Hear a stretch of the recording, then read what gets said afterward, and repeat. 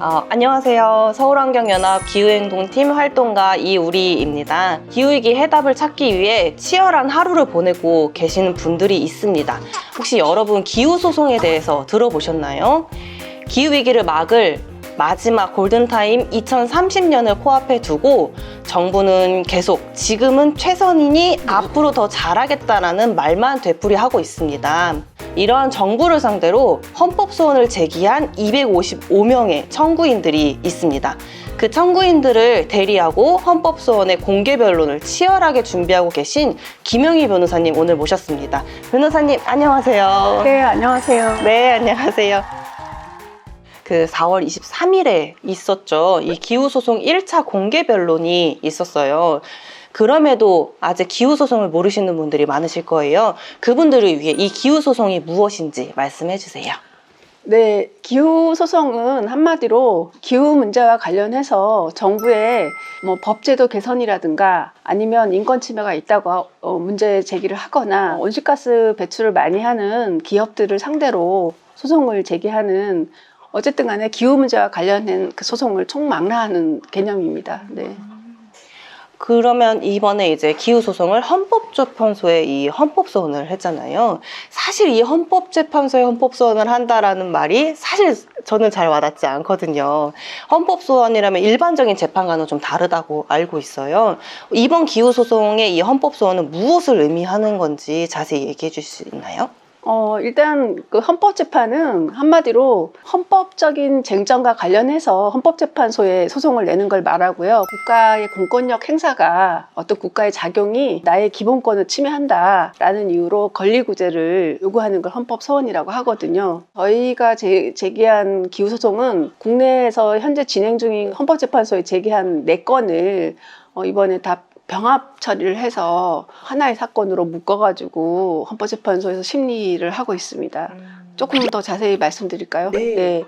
2020년도에 이제 국내 최초로 청소년들이 제기한 청소년 기후소송이 있고 21년도에 일반 시민들이 낸 시민 기후소송이 있고 22년도에 이제 아기 기후소송을 냈고요. 쉽게 얘기해서 탄소는 우리가 자원을 쓰거나 에너지를 소비할 때, 그러니까 뭐 옷을 입거나 먹을 때, 아니 뭐 차를 타고 다니다든가 하는 에너지를 쓸 때 다 탄소가 배출되기 때문에 결국은 한정된 자원과 에너지를 1.5도 이상 올리지 않는 범위에서 쓸 수 있는 그 권리를 탄소 예산이라고 생각하시면 되거든요. 근데 지금 대한민국 정부가 정한 40%를 가지고서는 1.5도를 절대로 맞출 수 없다라는 게 저희가 계산이 나와가지고 위헌이다 이렇게 그런 소송입니다. 또 23년도에 온실가스 감축 계획을 구체적으로 진행하는 게 이제 탄소 중립 녹색 성장 기본 계획이라고 있는데 정부의 기본 계획에 대해서 또 헌법소원을 내가지고 이 4가지 사건을 다 헌법재판소에 계류 중인데 그걸 이제 첫 번째 이제 공개 변론을 4월 23일 날 한 거예요.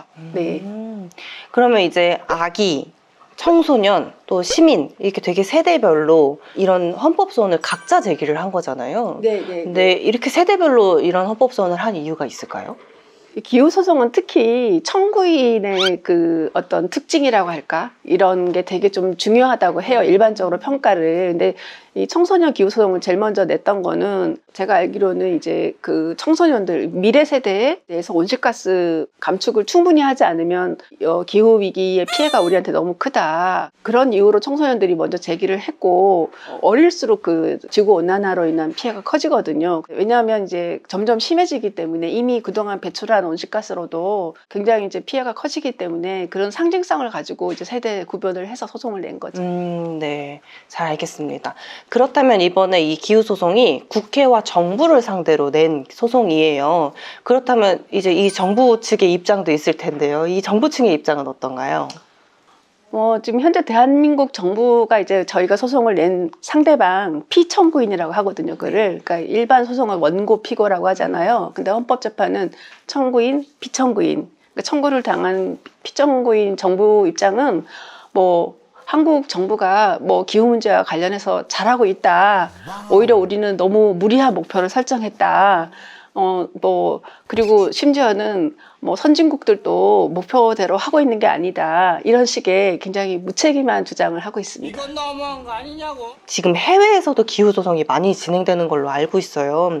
되게 유명했던 이제 2019년에 네덜란드 대법원에서 있었던 선례나 2021년 이 독일 연방헌법재판소에서 판결된 내용만 보더라도 이 기후위기에 대한 승소 선례가 계속 생길 걸로 보여지는데요. 또 최근에는 스위스 여성 노인들이 유럽 인권재판소에 대한 기후소송이 승소했다는 소식도 들려왔잖아요.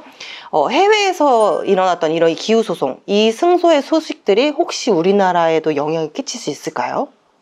저는 뭐 좋은 영향을 끼칠 거라고 생각하고요. 먼저 이제 세계 기후소송의 현황에 대해서 말씀드리면 2023년 4월 기준으로 전 세계에 지금 2242건이 진행 중이에요. 그 뒤로도 소송을 많이 냈기 때문에 좀 더 늘어났을 걸로 보이고, 그 중에서 이제 대표적인 사례를 말씀드리면, 그러니까 우르헨다 판결이라고 해서 네덜란드의 판결이 있는데, 중요한 게 뭐냐면 먼저 이 법원이 기후 문제를 공식적으로 인정을 했어요. 기후 위기가 있다라는 사실을.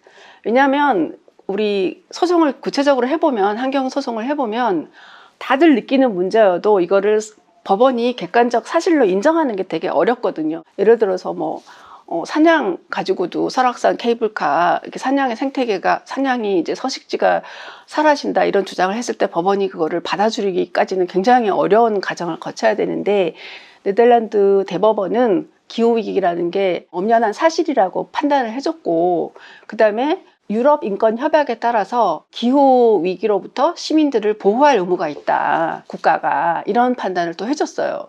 IPCC 보고서에 나온 기후 위기에 관한 여러 가지 주장들을 과학적 사실로 정부도 인정을 했고, 네덜란드 법원에서도 IPCC 보고서는 국가의 기후 보호 의무를 부과하는 근거가 된다라고 인정해줬다는 것도 굉장히 중요하거든요.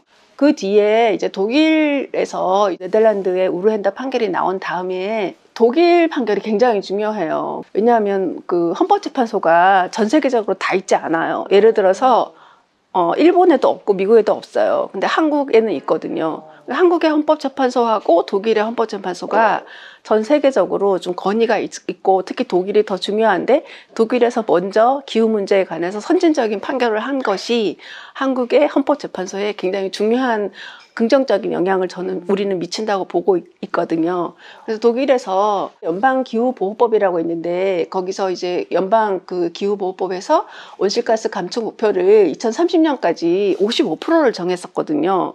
근데 이게 이제 너무 적다고 위헌 소송을 냈었고, 또 하나의 쟁점은 2031년 이후로는 근데 독일 법에서도 아무런 구체적인 연도별 계획이라든가 감축 목표가 없었거든요. 근데 이제 독일 법원이 2031년 이후에 온실가스 감축 목표가 없는 부분이 위헌이라고 판결을 했어요. 그 독일 연방헌법재판소가 판결을 내린 다음에 독일 정부가 정말 즉각적으로 그 몇 달 안에 바로 법을 다 개정을 했어요. 그래서 구체적으로 말씀을 드리면 55% 감축 목표가 너무 적다고 봤기 때문에 온실가스 감축 목표를 65%로 상향을 했고, 그리고 2031년 이후에 온실가스 감축 목표도 구체적으로 굉장히 계획을 짜서 2040년까지 무려 이제 88%까지 감축하도록 그야말로 허리띠를 졸라매는 그런 계획을 세웠기 때문에 굉장히 중요한 판결이라고 할 수 있습니다.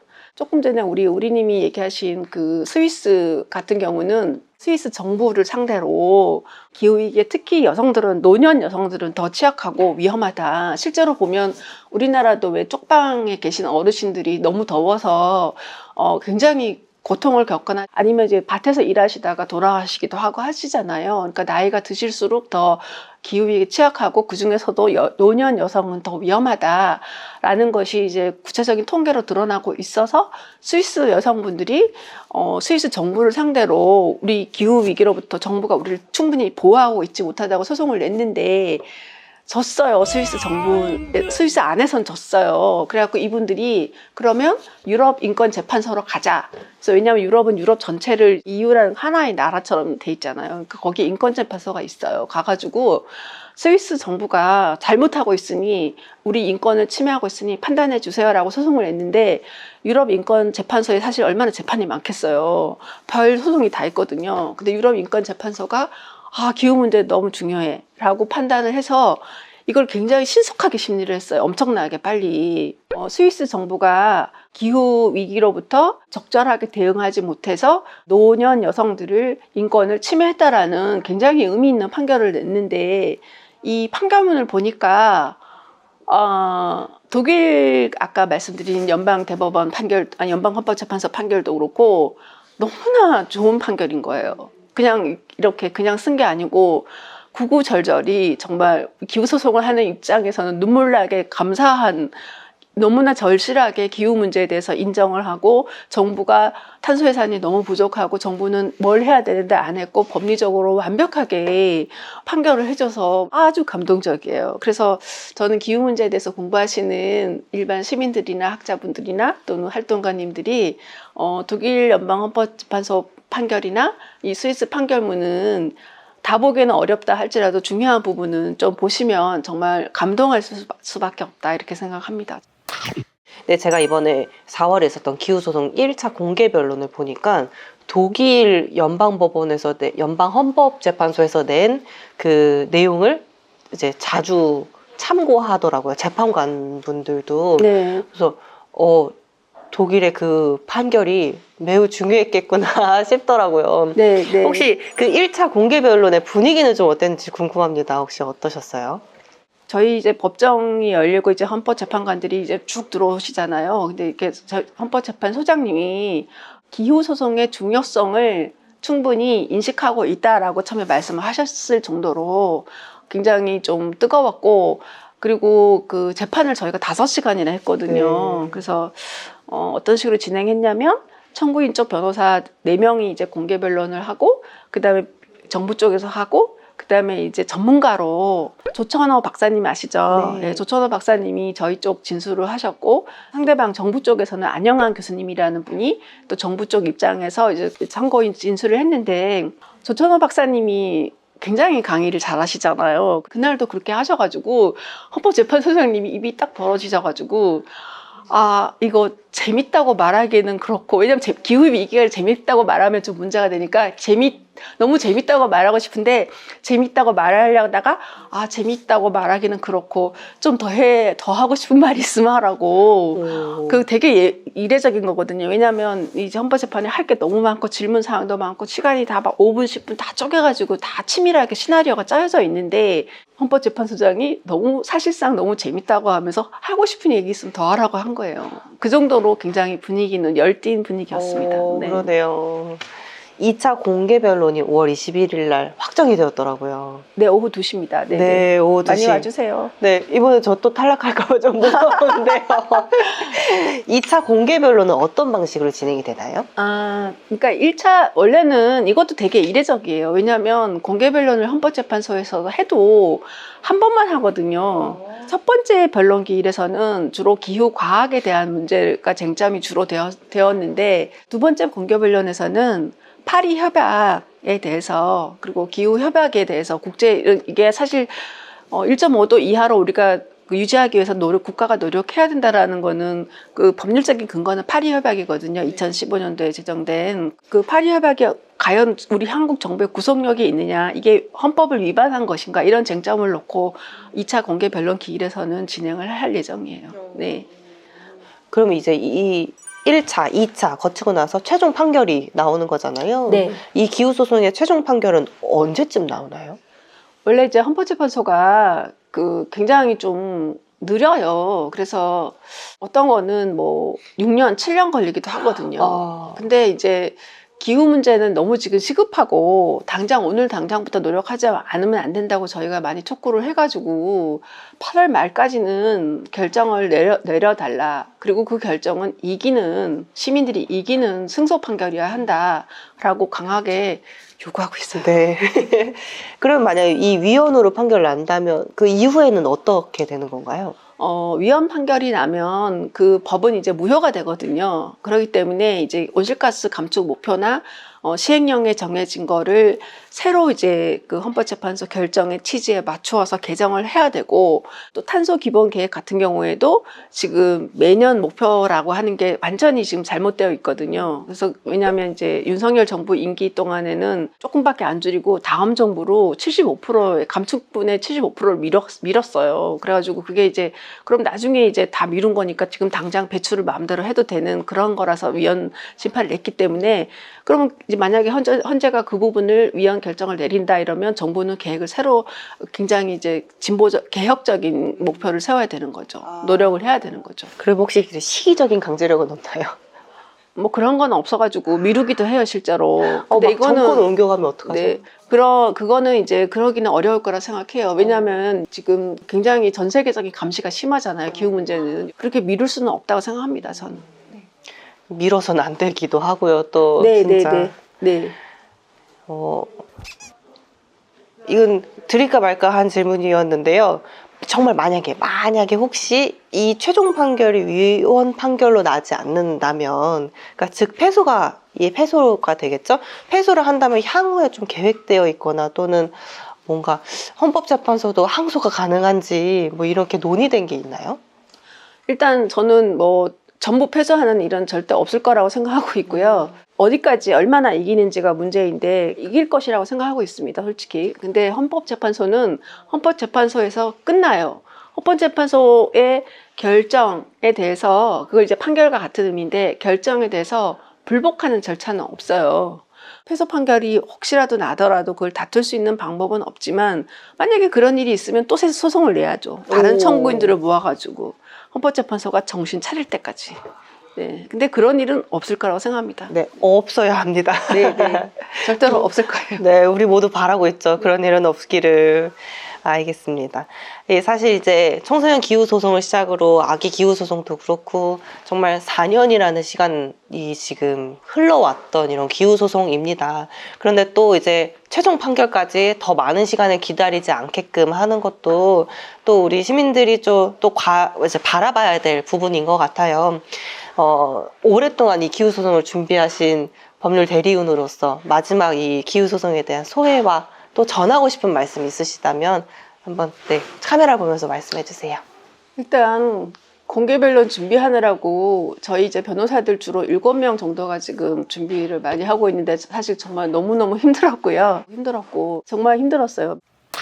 그래서 좀 이번에 올해 안에 또 8월 달 안에 꼭 승소 판결을 받아내기를 바라는데, 일단은 5월 21일 날 헌법재판소 재판에 많이 신청하셔가지고 많이 와주셨으면 좋겠어요. 제가 이렇게 강연이나 소송 이렇게 하고 다니면 시민들이 많이 물어보는 게, 아니 내가 구체적으로 평범한 시민이 내가 할 수 있는 게 뭐냐, 이 질문 많이 하시는데, 소송을 할 때 법정에 와서 법정을 지켜주는 것도 굉장히 큰 운동이라고 저는 생각해요.